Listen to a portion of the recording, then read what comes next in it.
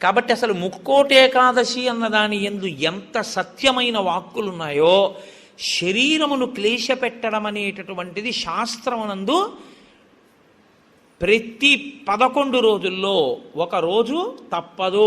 ఏకాదశి అంటే ఆ 11 ఈశ్వరుని యందు నిలబడాలి. 5 జ్ఞానేంద్రియాలు, 5 కర్మేంద్రియాలు, మనస్సు 11 నిలబెట్టాలి. దానికి ఉపవాసం చెయ్యాలి. అథవా ముక్కోటి ఏకాదశి నాడు చెయ్యగలిగినటువంటి ఈ పరిస్థితులన్నింటినీ మీరు సమన్వయం చేసుకున్నా, శరీరాన్ని నిలబెట్టినా, మీ మనసుని తీసుకెళ్లి ఈశ్వరుడి దగ్గర పెట్టడం మాత్రం అంత తేలికైన విషయం కాదు. కాబట్టి నేను మిమ్మల్ని అందరినీ నిరుత్సాహపరుస్తున్నాను అని మీరు అనుకోవద్దు. మీరు ఎప్పుడూ ఒక్క విషయం గుర్తుపెట్టుకోండి, మీరు ఏం చేశారు అన్నదాన్ని బట్టి 100% సిలబస్ బట్టి మార్కులు ఈశ్వరుడు వేయడు. మీ ప్రయత్నాన్ని చూసి హర్షించి వేసేస్తాడు ఆయన. అసలు మీరు సంకల్పం ఒకటి చేశారనుకోండి, వచ్చే సంవత్సరం ముక్కోటి ఏకాదశి మనం ఎలా చేసుకుందాం అని ఓ 10 మంది పెద్దలు కూర్చుని వచ్చే ఏడాది మన దేవాలయంలో ముక్కోటి ఏకాదశి చేద్దాం, వచ్చే ఏడాది ముక్కోటి ఏకాదశి చేయడానికి నిజంగా అలా శరీరంలో పదార్థం వెయ్యకపోయినా నిలబడగలిగిన శరీరాలు ఇన్నున్నాయి. ఇందులో ఎంతమంది ఆ దారుఢ్యం ఉన్నవాళ్ళు ఉన్నారు? వాళ్ళని సప్తమి తిథి నుంచే మనం ఎలా సిద్ధం చేద్దాం. వాళ్ళని సిద్ధం చేసి ముక్కోటి ఏకాదశి నాడు ఎంతసేపు ఉండగలిగితే అంతసేపు ఉంటాడు. ఇక తప్పలేదు, 4 నీళ్లు గుటకలు వేయవలసి ఉంటుంది. నన్ను నమ్మండి, మీ ఉపవాసం పాడవాలి. అది పుచ్చుకోకపోతే శరీరం పడిపోతుంది. ఇప్పుడు ధర్మం ఏమైపోతుందో తెలుసా అండి? ఆమరణ నిరాహార దీక్ష శాస్త్రమునందు అత్యంత మహాపాపము. మీ శరీరం పడిపోయే వరకు మీరు మీ ఏమీ తినను, ఏమీ తాగదు అని భీష్మిస్తే ఆ వ్రతఫలం ఇవ్వరు, పిశాచత్వం ఇస్తారు. అన్నం తినకుండా నీళ్లు పుచ్చుకోకుండా ఎవడైనా శరీరాన్ని పడగొడితే వాడి జీవుణ్ణి పిశాచంలోకి ప్రవేశపెడతారు. అందుకని ఇప్పుడు మీ ప్రయత్నం మీరు చేశారు, ఇక శరీరం పడిపోతుంది, తప్పదు, నీళ్లు పుచ్చుకోవాలి. ఇప్పుడు మీరు ఎంత నీరు తాగితే శరీరం నిలబడుతుందో అన్ని నీళ్లు తాగారు, అది ఉపవాసంలో అంతర్భాగం అయిపోతుంది. ఇప్పుడు ఒక్క అరటిపండు లోపల వేయకపోతే శరీరం నిలబడదు. ఓ అరటిపండు లోపల పడేశారు, మీకు ఉపవాసమునకు భంగము రాదు.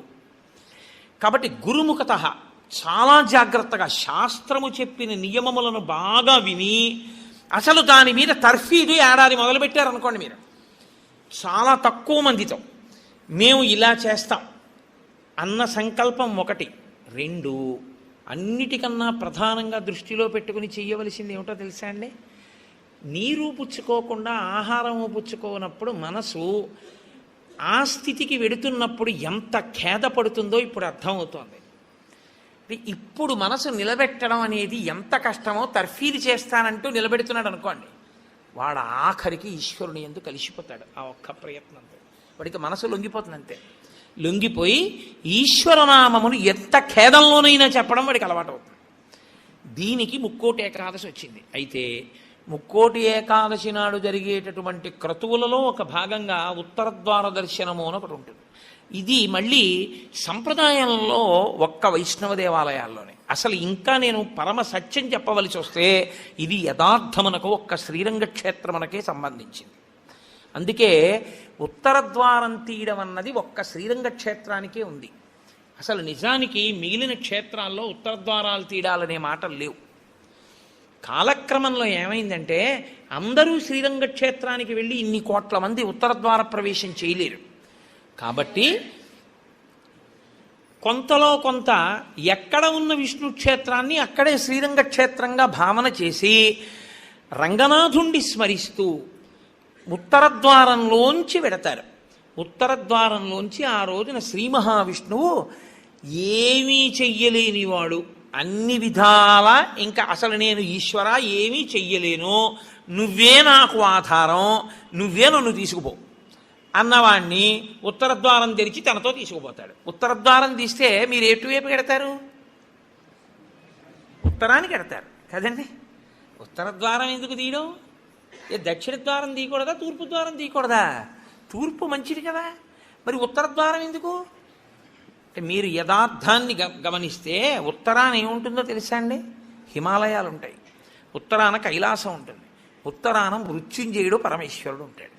ఉత్తర దిక్కుకి ప్రయాణం చెయ్యడం అంటే దక్షిణ దిక్కుకి ప్రయాణం ఆగిపోవడం.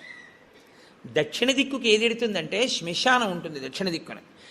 ఎన్ని కోట్ల జన్మలెత్తినా ఆఖరికి శరీరం వెళ్ళిపోయేది అక్కడికి.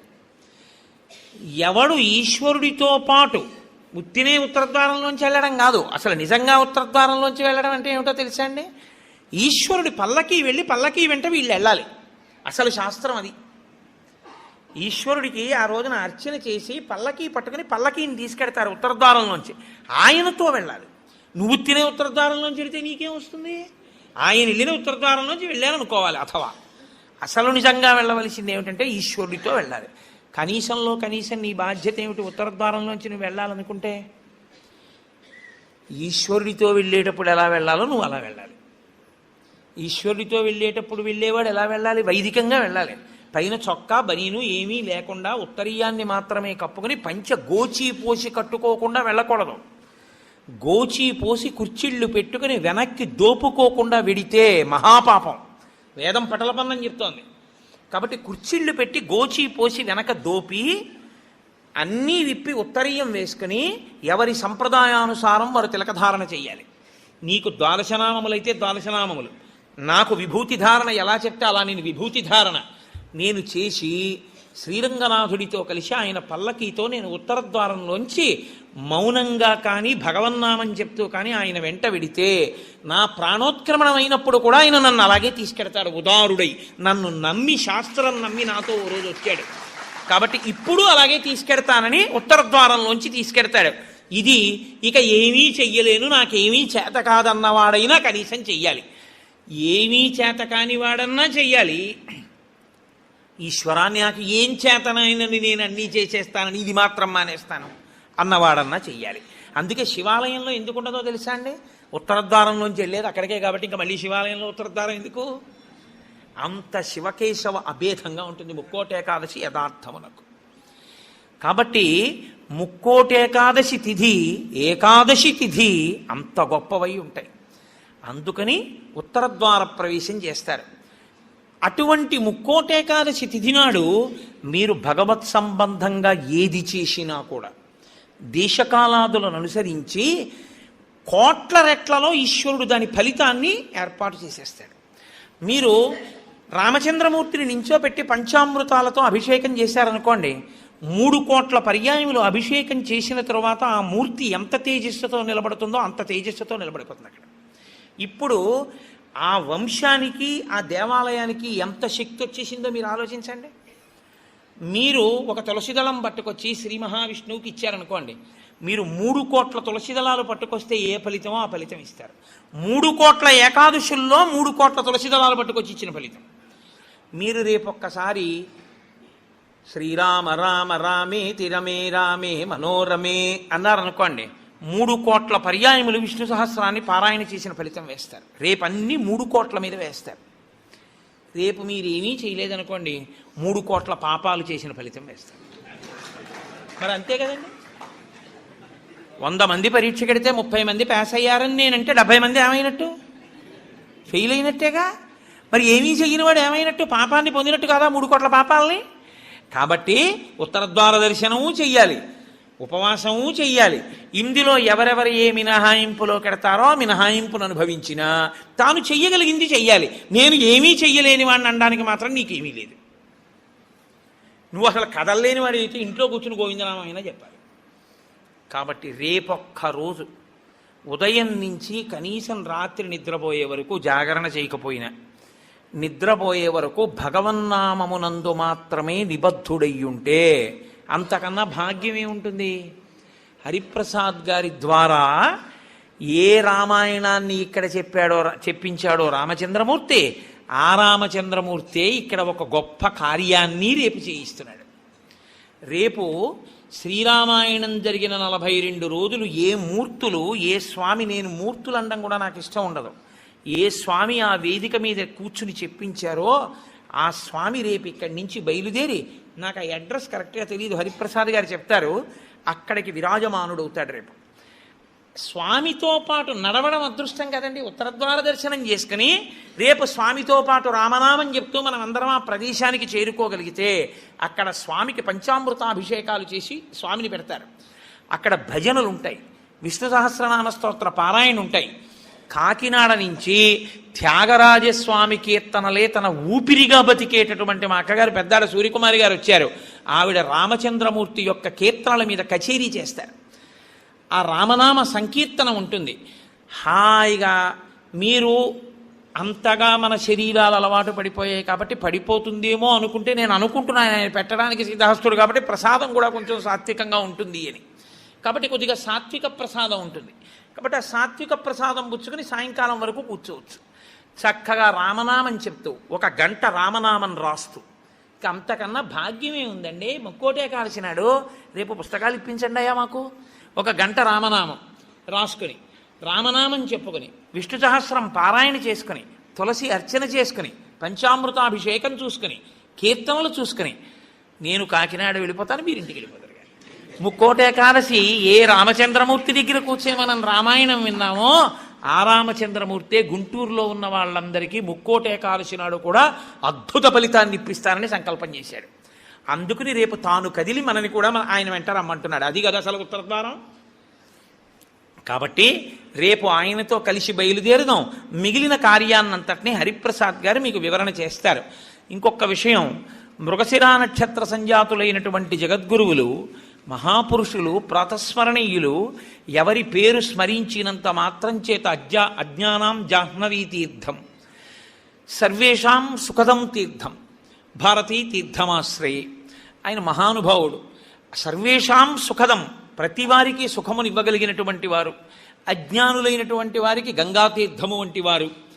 అటువంటి భారతీ తీర్థస్వామి వారు శృంగగిరి పీఠానికి పీఠాధిపత్యంలో ఉన్నారు. ఇప్పుడు వారి నక్షత్రం ఉన్న రోజుల్లో అన్ని చోట్ల కూడా గురుపాదుకా పూజ జరుగుతోంది. గురుపాదుక, మీరు ఎప్పుడు ఒక విషయాన్ని జ్ఞాపకం పెట్టుకోవాలి. గురుపాదుకకి ఎందుకు పూజ? చెప్పులకి పూజ లేదుగా లోకంలో. ఒక రామచంద్రమూర్తి పాదుకలకి చేశారు. నన్ను గౌరవించవచ్చు, నా చెప్పుల్ని ఎవరు గౌరవిస్తారు? కోటేశ్వరారు, మీరు కట్టి విప్పిన పంచి ఇవ్వండి అని అడిగిన వాళ్ళు ఉన్నారు నన్ను. మీరు వేసుకు విప్పిన చెప్పులు ఇవ్వండి అని నన్ను ఎవరు అడగకూడదు కూడా. నేను అంత గొప్పవాడిని ఏం కాను. కానీ గురుపాదుకలను ఇస్తారు. ఎందుకో తెలుసా అండి? గురువుగారు నిలబడిన కారణం చేత గురువుగారి యొక్క శక్తి అంతా పాదములలోని నాడీ మండలంలో ఉంటుంది. కొయ్య ఉపాసనా బలాన్ని పుచ్చుకుంటుంది. పుచ్చుకుని ఇబ్బంది లేకుండా సాధకుడిని కాపాడుతుంది. అందుకే కొయ్యపీట మీద కూర్చుంటారు. కొయ్య పాదుకలు వేసుకొని జగద్గురువులు తిరుగుతారు. వారి పాదములలో ఏ అనుగ్రహ శక్తిని పొంది ఉంటాయో ఆ అనుగ్రహ శక్తి ఆ కొయ్య పాదుకలలోకి కూడా దిగుతుంది. పాదుకలకి పూజ ఒకటి, పాదములకు పూజ ఒకటి కాదు. పాదుకా పూజయే పాదపూజ. పాదపూజ కన్నా పాదుకా పూజ గొప్పది. ఎందుకో తెలుసా అండి? పాదాలకి పూజ చేయడంలో కనీసం నీ అహంకారం అడ్డు రాకుండా ఉంటుంది. ఆయన మహాత్ముడు రావు, ఒకసారి నమస్కారం పెడదా ఉంటాం.